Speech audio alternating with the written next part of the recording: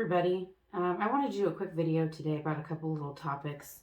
I know I normally like to talk about business topics, and I think this is an important one. Now, there's no math involved in this topic, but this is about confidence and a topic called fast friends. So, there's this business concept where you learn about your customer very quickly, genuinely, but very quickly, so that you can gain their trust and learn enough about them that you can decide if you want them to be your customer. If you figure out by the end of the discussion that you're not a good fit for them, you'll be able to confidently say, "Hey, I'm not really a good fit for you," and confidently move forward, not accepting their job and therefore not accepting possibly a headache type of situation. So the concept of fast friend involves you learning something about the customer like immediately, and that can be something really small. Like, in bridal situations, you could talk to them about their venue, ask a really basic, innocuous question. It could be a really beautiful venue that you happen to know of and really like. Maybe it was one where you actually got married yourself and you guys can talk about that. Having topics like that is really helpful because when you're trying to focus on pinning the hem, so you're focusing on something that uses a lot of brain power, you can get the bride to talk about that while you focus. Kind of have your ears half on at that point so you can respond properly, but you can have her busy while you're looking at something that might be a little bit more difficult, need more brain power on your part. So there's a lot of good reasons for finding out things about the bride that will assist you. But also, a lot of years I did mobile sewing. So I would show up to somebody's house, meeting them for the very first time. I would pin them for their wedding dress or, prom dress or whatever. I would ask them for a deposit, which was a decent amount of money, and then I would drive away with their brand new dress.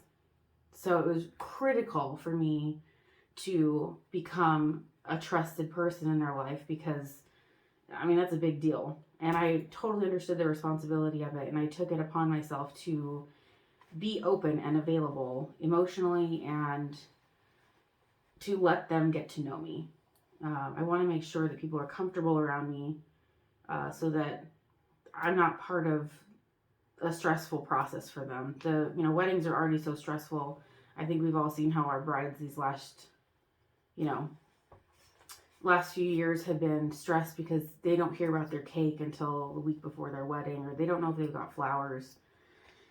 And I think a lot of the brides that were difficult with us over the last years were frustrated because they couldn't get a hold of anybody, and we have to see them in person. So I think that's how we got to be on a lot of their chopping blocks, was we're the one vendor that they get to see regularly and vent to.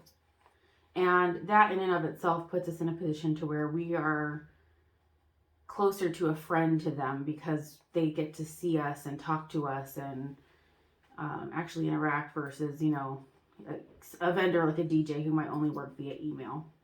So again, it's a huge responsibility to kind of share in some of the emotion of this part of their journey. Remember, the brides haven't done this before. We've been through millions of weddings with our brides, but this is, for some of them, it's their first time. So becoming their friend very quickly, or at least determining if you guys are not a good fit, or maybe determining how a certain bride needs to get talked to. For example, you have some brides that like to curse. I still don't curse around brides, but you can kind of learn about how to talk around a bride within the first few minutes of getting to know them. I still do like to maintain professional decorum, but I know if I can make like little jokes with them or not based on, their tone, seriousness and stuff like that. So you kind of determine that up front too. But confidence plays a huge key in everything that we're doing because, you're not just confident in your work, but you got to be confident from the moment you start your pricing, the moment you're offering your service to somebody. If it's not something you know how to do, but you feel like you can figure it out, go with it. Be confident in what you're offering to them. Now, if it's something you really haven't done before and you're totally worried about it, consider your options. If you really don't want to disappoint this bride and you have to take it. I was kind of trained. I had a wonderful mentor in seamstressing, and she taught me some dangerous lessons. And one of the dangerous lessons she taught me was that there's nothing you can't figure out in a week. And I really liked that. She didn't mean for it to be like some sort of great revelation, but for me it was. I was 19, and I remember sitting down at the sewing table one day with her. We were going over the projects for the week. And she would kind of let me know if something was out of my ballpark. She'd be like, okay, I'll do this part and you do this part. And then she would like let me watch her on stuff that was really complicated that I didn't know what I was doing. So she wouldn't let me make giant mistakes. I remember one time she let me put some sleeves on a sweater all wonky. And then she's like, okay, now take those off. They were bad.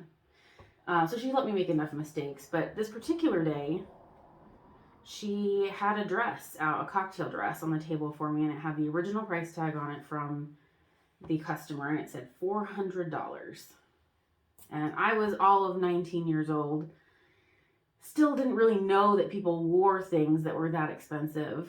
And I was like, oh my God. And I was really nervous, and I was standing there, and she's like, what are you waiting for? And I said, well, what if I make a mistake? And she goes, well, you can't make a mistake until you get started, so start picking. It was a fully beaded dress down the sides, and of course needed the sides taken in. So I was super nervous, and I got through it. It was the first beaded dress I ever did, and it made such an impact on me. I am a million years old now later, and I still hear that in my head. You can't make a mistake until you get started. So it kind of pairs really well with the whole concept of there's nothing you can't figure out in a week. So most of our brides aren't asking for same-day work. And that gives you some time to think about what you're doing, kind of process it after they've left so you can scratch your head when they're not around. The worst thing you can do is scratch your head when they're around, because you don't want to put out the worry to them that you're not confident with something. Obviously, you don't want to take things that are completely out of your ballpark. But, the dresses have changed so much. The dresses are so much more different than when I first started that there's even dresses for me that I haven't, worked on that particular combination of materials or whatever. And yeah, sometimes I'm doing something for the first time in that exact way. And you just go with it. You work forward and you base it on things you've already done, and you come up with an idea. And as long as you turn in something good, that's the whole point. The client doesn't have to know what's in your trash can if you've already tried something and failed. They don't have to know any of that. As long as the end product is very nice and high quality, that's all that they care about.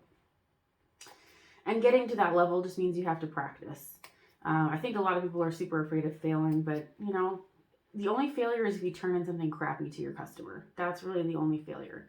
If you knowingly turn in work that's not good, that's the only thing you could really do that fails. If you mess up, pick it out, redo it, press it out, and it's beautiful, who cares? Who cares if it went wrong the first time you tried it? As long as you're not damaging the dress along the way, that's really the goal. Right? It's like when you're driving. Just don't hit anything with your car. So I tell my sister, she's taking driving lessons. So this kind of confidence, like I said, comes from years of practice. And if you don't have the years of practice, do yourself the favor at your fitting and have the bride talk about something so that she can be kind of busy. Don't ask her anything super deep. Just ask her to talk about her colors or her flowers or whatever, something like that. And obviously you can be genuinely interested. If you have a hard time listening and, focusing, maybe this is not a good method for you, but this works really well for me. So I'll ask them about, something about their wedding to get them chatting. They're usually not paying attention to what I'm doing then, which is helpful because then I can take my time. I can pin everything very, very slowly, carefully, and just really, really see it with my eyes. I can really see that I've pinned properly. I can really see that I've transitioned all my hem pinnings. I can really see and really feel that I've got things, down the bodice really tight. I can really, really see that I've got her shoulder taken in enough. I can really see that my dart is pinned in the best direction for me. I can really make sure I've symmetrically pinned things so that they're ready to go and I'm not having to move measurements around or guess on things later. I want to take care of the bride through my own needs. I'm going to say that again because I am only saying this to myself for the first time too. I'm going to take care of the bride by taking care of my needs first. So at the fitting, once I've determined what her style of fitting is, I'm going to take care of the bride by making sure that I understand what I've pinned, that I'm pinning to perfection, So that way, later when she's gone, if I've missed something, I have enough information to not need to call her back or to second guess myself later. I can look at it and be like, okay, I got this pinned exactly as I want it. I don't have to struggle, making sure things are symmetrical later on the table. I can actually make sure that it was very, very accurate. Because you know what? Who cares if they see you take a long time in the fitting? Who cares? Honestly, I think it's better for a lot of brides to see you taking your time and being very methodical, using lots of pins, pinning nicely and neatly, so they can really understand the process. I feel like if you don't give yourself enough information and you don't pin to perfection for yourself, you're also not letting them in on how difficult some of these things are. And I feel like that's going to help inform them of why your price is the way that it is. You say, well, you see how much we've pinned, now I've got to go cut and sew all of that. And it helps kind of root it in their mind what you're actually doing. I was talking the other night in some comments about how I have pinned or cut hems, tool hems for brides before on them in a rare, emergency situation. I think I've cut maybe, 10 or 20 brides in my life. Nothing more than that. The shop that I'm currently at doesn't really like if I do that because, brides can change their mind and stuff like that. But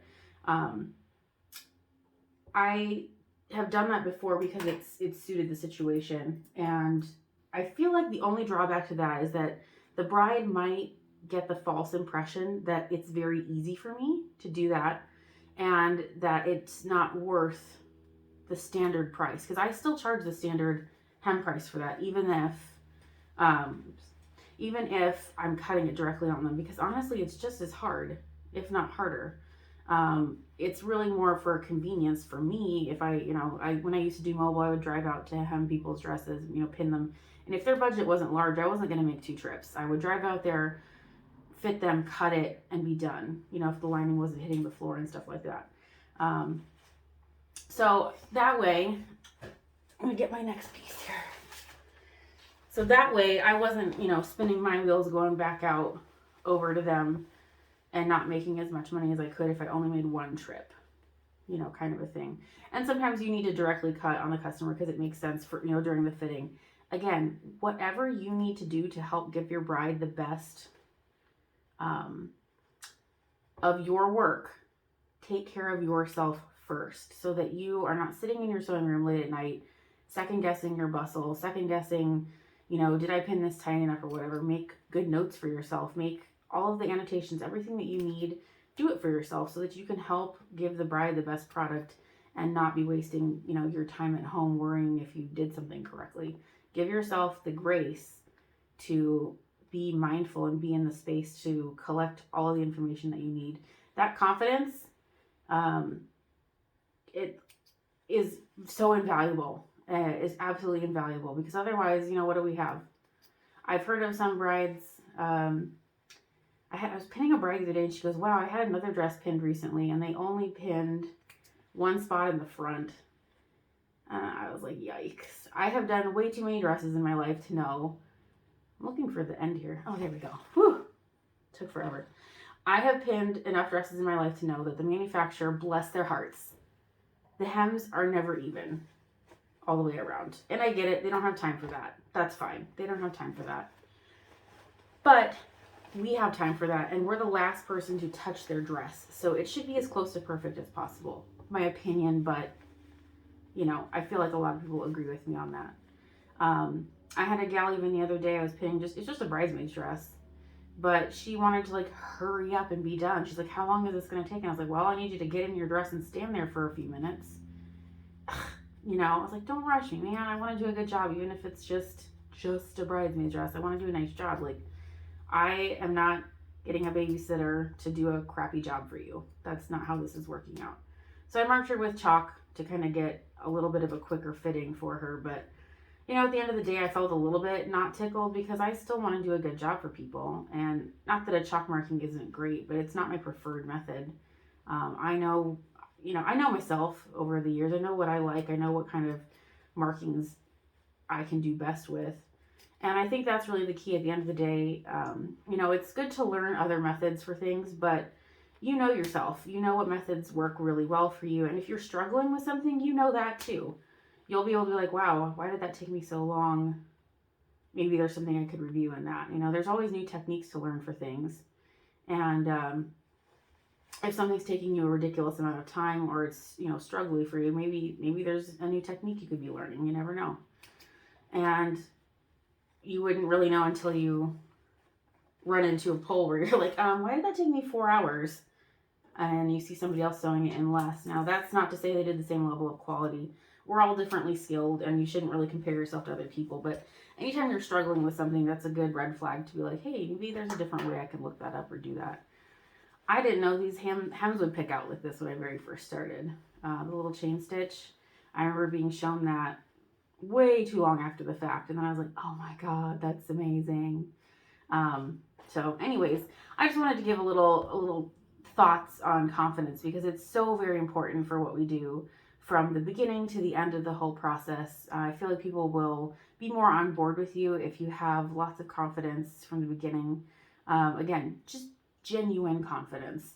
If you're worried about something, put it in your pocket, unless there's more information that you could be gathering from the bride, of course. But keep your mind on and clear for yourself so that you feel good and you're not stewing about it later, feeling all worried and stuff. Because the most important time that you have is your fitting time with your bride. That's when you can really collect all of your information. Take a breath. Don't rush yourself. Get all the data that you need during that time, so that way you can give her the very, very best of yourself.